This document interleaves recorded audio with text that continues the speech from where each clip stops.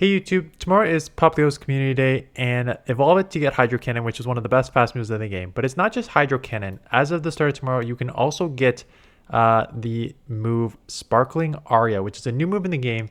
Same power, and the stats were just pushed for this. So we're going to look at the stats for this new move, and we're going to look at whether Primerina with these moves has any play in the Ultra League, Great League, Ultra League, or Mesh League.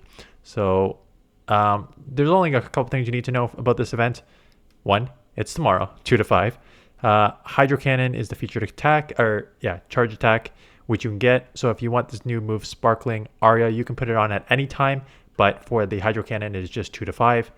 If you want the research, that's fine. What is the event bonus? The main one for this is 3 times XP for catching Pokemon. So if you need, throw on your lucky egg if you need a chance to get more XP, and then the usual show stops, field research, 4-star battles. That is the rest of that stuff is just repeat. So we're not going to worry about that. What we are going to worry about is we're going to look at Hydro Cannon in a second in the different leagues. But as you can see here, Primerina's move for Community Day was added. So this is Sparkling Aria, 80 for 45 energy. And if you want rating, it's 85 for 33. But again, so we're a GBL focused channel, so we're just going to focus on the PvP portion of that. And 80 for 45 is actually quite a good move. So when you go to all the water type moves and you look at it, it actually stacks up there in terms of damage per energy as one of the highest, right? So if we organize all the water moves by damage per energy, you know, Techno Blast, which is the sort of Techno Blast, Origin Pulse, and Hydro Cannon, which are all like Community Day / legacy moves on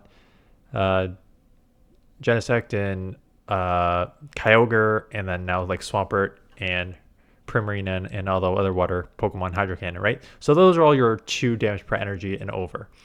But look what comes in fourth. Sparkling Aria, 45 energy, 80 damage, 1.77 damage per energy. So only 5 more energy than Hydro Cannon for the same damage. So again, obviously you want Hydro Cannon on this Pokemon. So if you can evolve it during Community Day, that is ideal. But for those of you who do not have it, this is a big improvement over those who used to have to run like Scald or Surf as your other option, right? So if you, again, get the Community Day move with Hydro Cannon, but if you can't get it, Sparkling Aria is not a bad option. But with that, it's kind of useless if you have Hydro Cannon, right? So if you're not going to use a double water move, especially when Sparkling Aria is more energy for the same damage, you're going to use a Charm move as the second move. So good to know the stats. Someone mentioned that Lapras has this as a move too. So with Surf being nerfed here a little bit, if this goes on Lapras, you'll get a little more of a boost with that move.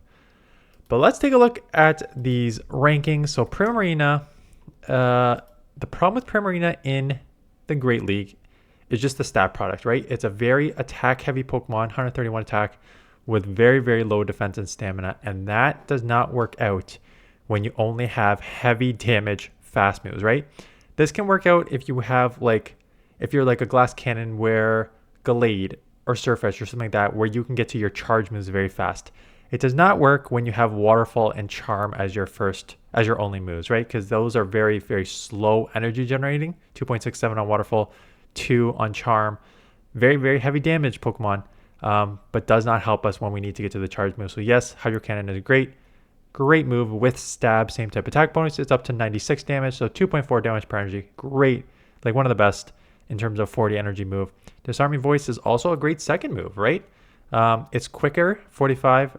Get that Stab, 84 damage, 1.87. So pretty solid move set in the charge moves. But that fast move, unfortunately, you can only go with Waterfall and Charm right now, which means that you have a lot of fast move pressure, but you're not going to get to your charge moves. And something that Glassy in the Great League needs to get to the charge moves. So unfortunately, Primarina in the Great League is kind of useless.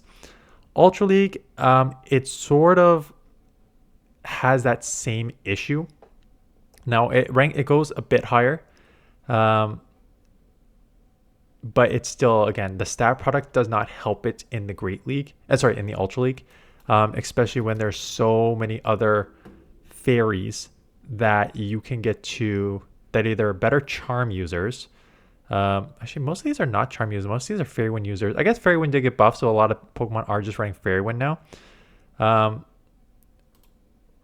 honestly, if you, it's really interesting here. There's so many fairies on this list, but none of them are charm users, right? So we have Clefable, Florges, Weezing, Tapu Fini, Ninetales, Enamorus, Slurpuff, Whimsicott. These are all fairies that have either Fairy Wind, Powder Snow, or Water Gun fast move. So none of these are charm users. So if you want a pure charm user in the Ultra League, if you just decide to run a team like that, your options are Sylveon and Primarina. And I think Primarina gives you sort of better coverage with that hydro. So I probably, if I'm going to run a charm user in Ultra League, it's probably Primarina. But honestly, if I'm running a charm user in Ultra League, I'm replacing the Powder Snow on Ninetales and just running Charm on Ninetales, quite honestly, right? Because you have the Weather Ball that is just much quicker to get to, right? And so one of the problems that I mentioned with Charm is it's very, very slow. So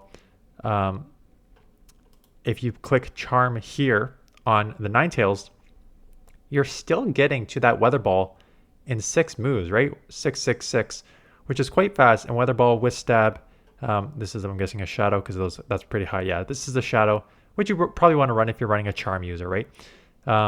With same type attack bonus and the Shadow bonus, 79.2 damage for a Weather Ball, right? So a 2.6 damage per energy move. So if you're going to run a Charm user, run Ninetales because you have that fast Weather Ball, 666, as opposed to us going down here. Primarina is 7 to the Hydro, 776, and then if you want to actually get to a fairy move, 8787, right? So it's just a little slower to get to the move, and you want to be able to spam any move you can, which is always what made Ninetales so strong with the fairy. Now, Master League is going to have some play. What is not on this list is Master League Premier. When you start taking out all of these Pokemon, all these legendary Pokemon in here, you're left with like Florges, Togekiss, and Primarina. So Primarina in the Master League Premier is going to have a lot more play.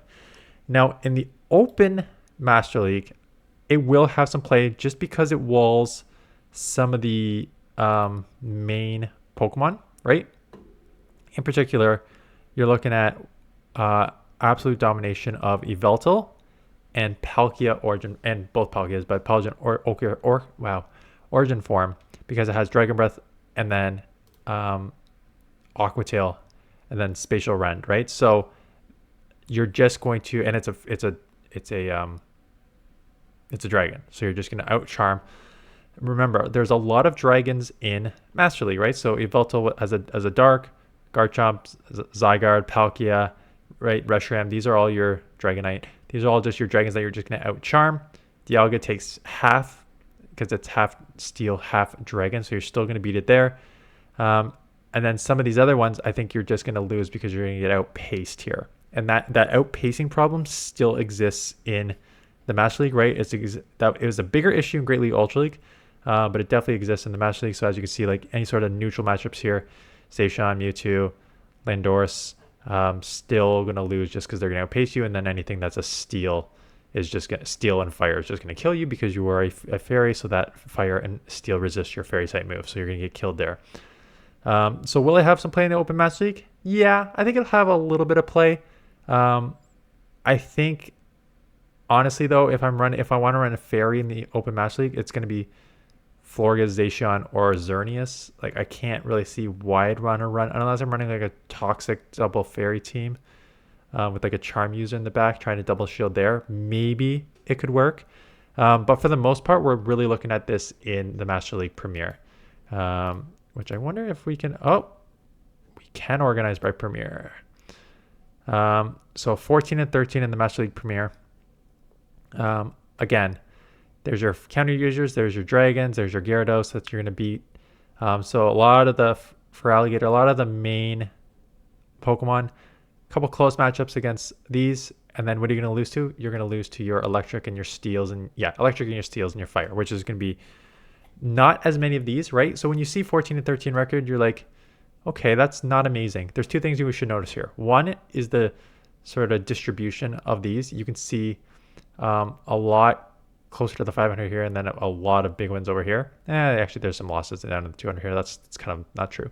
But it's the losses versus the wins, the Pokemon, right?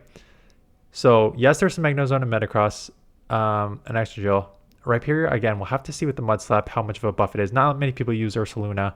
Not many people use Swampert. Not many people use Avalugg. So a lot of these losses you don't see a lot of.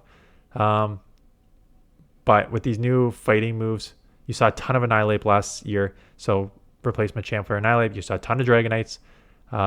You saw a ton of Gyarados and a ton of Goodra as a save swap. So having an answer to a bunch of those Pokemon that are going to be in the Premier is going to be strong. So is this community worth playing? Absolutely. Whenever you can get a Hydro Cannon on your starter, whenever you get a community move that is just overpowered on your Pokemon from a community, you get it. So just to put in all the moves here, your Frenzy Plant at 2.22, your Blast Burn at 2.2, your Hydro Cannon coming up at 2 here. Like anytime you can get a fast move with a lot of damage, looking at that 2 damage per energy turn plus in the low 45 here, you get it on your Pokemon. That's not even a debate. So yes, you need to get Hydro Cannon on this Pokemon. Yes, it is worth it. Probably will not have play in Great League and probably not much in Ultra League. Maybe a bit in Master Open and then a lot more Master Premier. So that is the breakdown for this Pokemon. And then again, I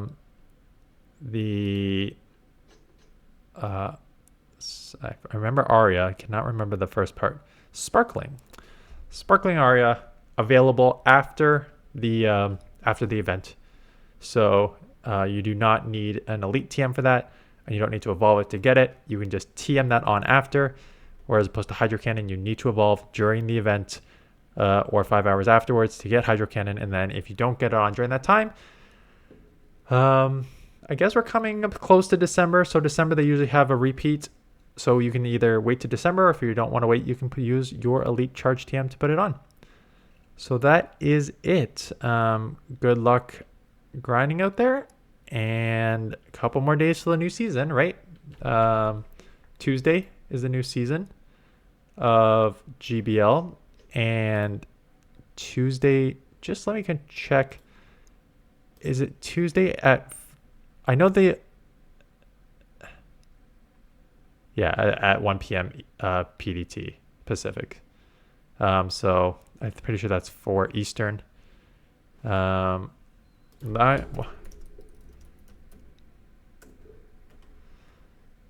3 hours. Okay. So yeah, 3 hours. So it's still the 4 p.m. here time, Eastern time. So Saturday, nope. Tuesday, September 3rd at 4 p.m. Eastern time is the league turnover. Interesting. I know this is a sidebar for this video, which welcome to my channel. We do a lot of these sidebars.